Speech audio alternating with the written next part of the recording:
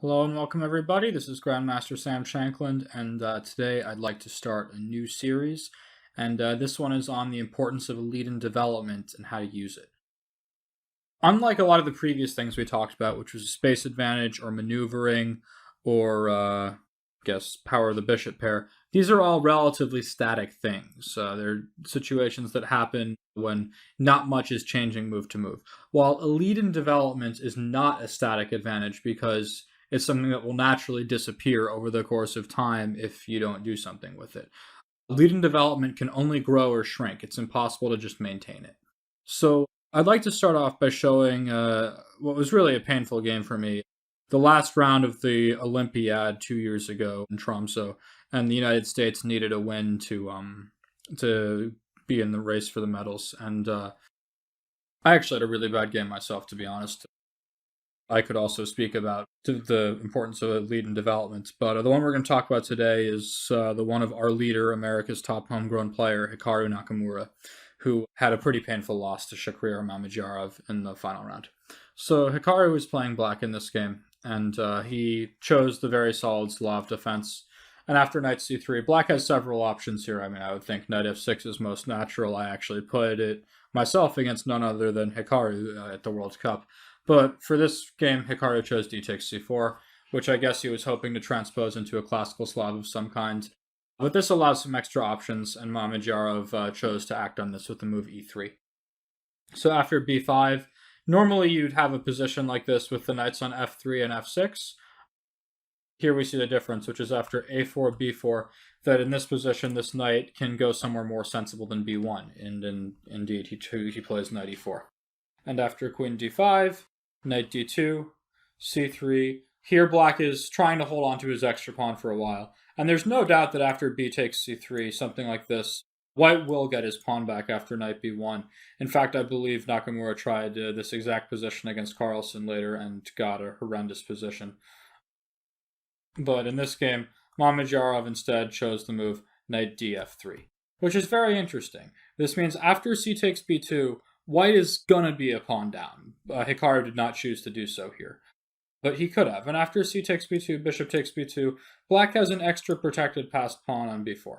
But white has a lead in development, a bigger center. Black has some weakened squares, and he's brought his queen out too early in the game. White's next moves are going to be moves like knight e5, knight f3, bishop c4, and white's really getting his pieces out very, very quickly and can hope to try to crush black basically right away. Black, instead of c takes b2, tried queen a5, and again, white did not concern himself with touching this pawn. So knight e5, knight f6, knight gf3. And now black could play c takes b2 again, but it's a little bothersome. And after e6 here, I might start to worry about knight g5 at some moment. Here it's not going to work because black can play b3 check. Queen d2 here would fail on account of bishop b4, but it's something black should always be looking out for. So knight gf3, e6, bishop d3. And white has a very nice lead in development here. The question is, what happens if black basically manages to get out of this? And that's not going to be good news for white. It just means he will be a pawn down. The problem is black doesn't really have a way to do that, and I'm sure Mamedyarov had figured this out before the game. This doesn't look like over-the-board inspiration. I think he had prepared something. Black doesn't really have a way to develop his pieces to good squares. While it's true that a development advantage is dynamic and will disappear if you don't do anything, in this case, it's going to take a long time for the advantage to disappear. Right away, knight g5 is a threat. That's going to win material. Secondly, this knight on b8 is kind of frozen because if it ever moves, white will take the pawn on c6, and then in addition to having the development advantage, he will have equalized material. The bishop on e7, not especially effective, and if it ever comes to d6, it always has to worry about knight c4. And in the meantime, white is trying to get his pieces out properly. So the game continued bishop a6, and finally Mamedyarov decided now it's time to take on c3. He did this specifically at this moment because he never wanted to have to deal with this problem of c3 to c2 check with a discovered check to his king. At this point, he can castle. If he had done this previously with the bishop on f1, he would have had to lose some time. As is here, I think black is just worse. It's very hard for black to find a move. The problem is if he plays something like bishop e7, which would be most natural for me, after bishop a3, he's still falling even further behind in development. He cannot castle, he cannot play knight bd7 on account of knight takes c6, and after something like bishop takes a3, rook takes a3, if black just had a few moves here, he'd be totally fine. He would castle, he'd play c5, trade the pawns, and make a draw. The problem is he can't do that. After something like castle and say white plays bishop takes a6, here black has to take with the queen, because if he takes with the knight, knight takes c6 comes, the queen has to move away from the defense of the c3 pawn, and white is simply a pawn up. After bishop takes a6, queen takes a6, rook takes c3, white has a better pawn structure for sure because of black's weak pawn on c5, but really this is more a function of his lead in development than anything else. If black were able to play something like knight bd7, rook ac8, next move he just plays c5 and he equalizes. Black cannot do that here because he's fallen behind in development. White was able to do something with it directly. In this case, he's targeting the weak c6 pawn, and he's actually preventing black from developing his pieces as opposed to just trying to do something in the center before black is furly out. So instead of all this, instead of bishop e7, black tried knight bd7, giving back a pawn to try to somehow overcome this lead in development. Of course, Mamedyarov took the pawn, queen b6, and now knight fe5. And here, at this point, white has sort of cashed in his lead in development a bit because he's lost a little bit of time, but now black is left with the weak c3 pawn and a lot of problems in the position. And still, it's very, very hard for him to find a move. Right now, white's threat is rook to b1.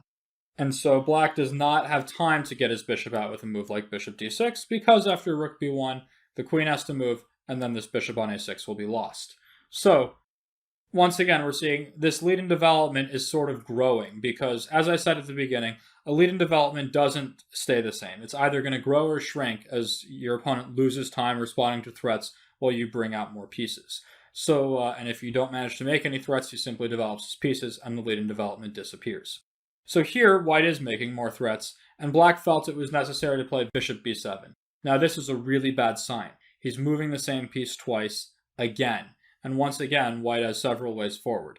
Mamedyarov chose a5, a very strong move which attacks the black queen and prepares to bring the white queen to a4.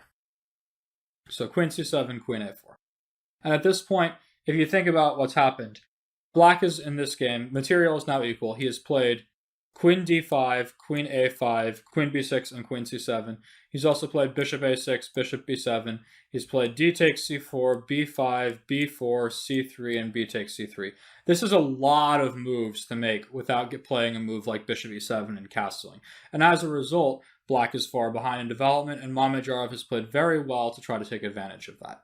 So, bishop d6. Now again, the advantage white has is strictly dynamic. If black is given like one or two more moves to just like castle rook fc8, white's advantage is gone because his lead in development will have disappeared. So he has to always react energetically to prevent his lead in development from vanishing, since it is a dynamic advantage. So a6, good move. At this point, he's simply trying to cash in a little more of that lead in development.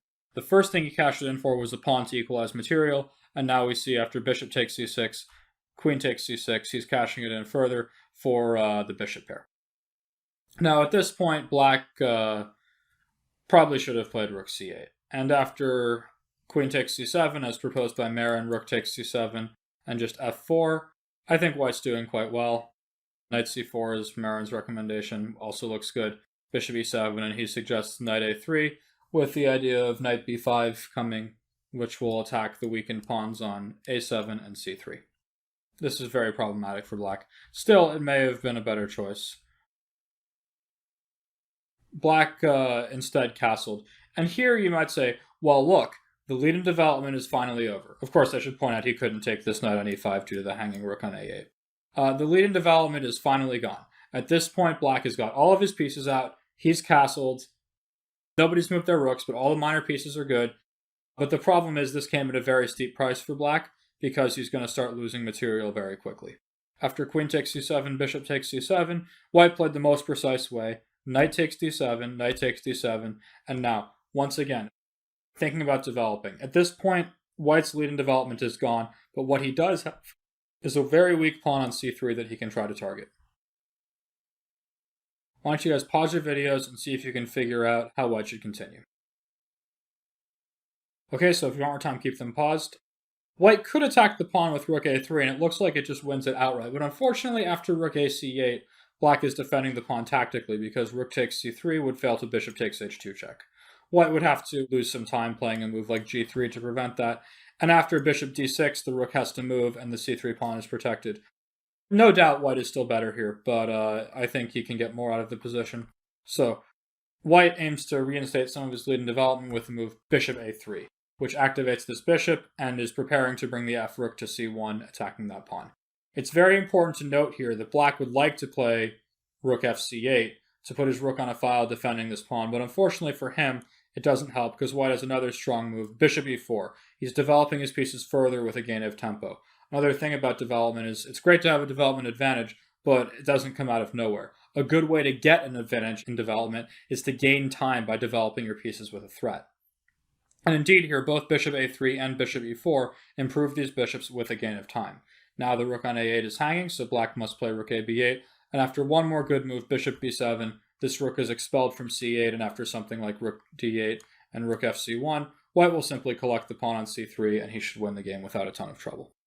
So instead of rook c8, black tried rook fd8, but unfortunately for him, after rook fc1, he is simply unable to save this pawn on c3. So at this point, White's lead in development finally has netted something concrete. First, he took a pawn back to equalize the material, then he got the bishop pair, and finally he's winning another pawn to remain a pawn up. Now, Nakamura put up a very resilient defense here that I find very admirable. So while the part about the lead in development in this video is over, I would still like to just show some critical moments in the rest of the game. So after rook fc1, e5, Mamedyarov decided to include bishop e4 before taking the pawn. I don't think this should make a big difference, but it's what he chose to do. It's fine. So rook a b8, rook takes c3, and now with the bishop on c7 loose, it has to move. Bishop a5, rook cc1, and now White is up a central pawn with the bishop pair. Bishop b4, and Marin writes that according to the engines, this makes things even worse, but I actually think it's a very clever move. Black had to do something drastic because he was just going to lose the game if he did something normal. Right now, if you were to just play a nothing move like h6, bishop d6 is coming, and if rook c8, you take the second pawn on e5, and there's all sorts of problems. E takes d4 doesn't seem to help. Black's in a whole world of hurt. So bishop b4 is actually an attempt to at least limit the damage and trade off the bishop pair. So now White went after the a7 pawn, which makes a lot of sense, and it does win a piece, but unfortunately for White, it allows a little bit of trouble. So e takes d4, and now e takes d4 probably was a little bit cleaner, but rook takes a7 is fine. D takes e3. Now White cannot take this pawn back because rook takes e4 is a piece. So he chose rook takes d7. I'm sure Mamedyarov had calculated this when he played bishop takes b4. And after rook takes d7, a7, black is losing material because the pawn is threatening the queen on a8, meaning he must take it. And after rook takes a7, this bishop on e4 is leading a charmed life. It defends rook b1 mate, and it cannot be captured. This is just bad. So Hikaru included the move e takes f2 check before taking the pawn on a7, and after rook takes a2, rook takes a7, rook takes a7, g6. This is not that easy to win because black almost has a fortress. He only has one targetable weakness, the f7 pawn, and if he manages to set up with king g7, rook f6, that pawn is going to be very hard to target more because the bishop and the rook can attack it, but bringing in the king will prove to be very difficult. And in fact, actually, I believe Nakamura could have saved this endgame at one critical moment, so we're going to fast forward to that. We got sort of a position I was expecting. Now g4 was a mistake. White should have been a bit more patient. h6, king e4, king g7, h4. And ultimately, White made a big mistake with g5 here, and this should draw the game because now black has a very strong move, rook f5. In the game, Hikaru took on g5. Unfortunately for him, this was the last move before time control, so he had no time. And after h takes g5, he resigned because he realized here, no matter what he does, say rook f5, he's unable to stop rook takes f7 check, rook takes f7, bishop takes f7, and king d5. And here, black is in a lost pawn endgame. He's unable. White has the opposition, black will lose the g6 pawn, and in that case, the white king is close enough that no matter what black does, he loses. But black could have played, instead of h takes g5, rook f5 first, and now the same rook takes f7 check, takes, and king d5 would fail to the move h5. Here, king d6 still wins. No, here black would have to play king e7. And this is indeed very strong, because white really needs to play king e5 and take the opposition. But at this point, black has the move h5, which takes the opposition for good. And of course, if white takes this pawn, he's left with h-pawns, which will not win the game. So anyhow, this was a tough game for Hikaru, and definitely a bit of a painful one to watch, but I think it was an interesting one to speak about, and I hope you learned something from it and about the importance of elite in development. So thank you very much for watching, and until the second video comes out, this is Sam Shankland, and have a good day.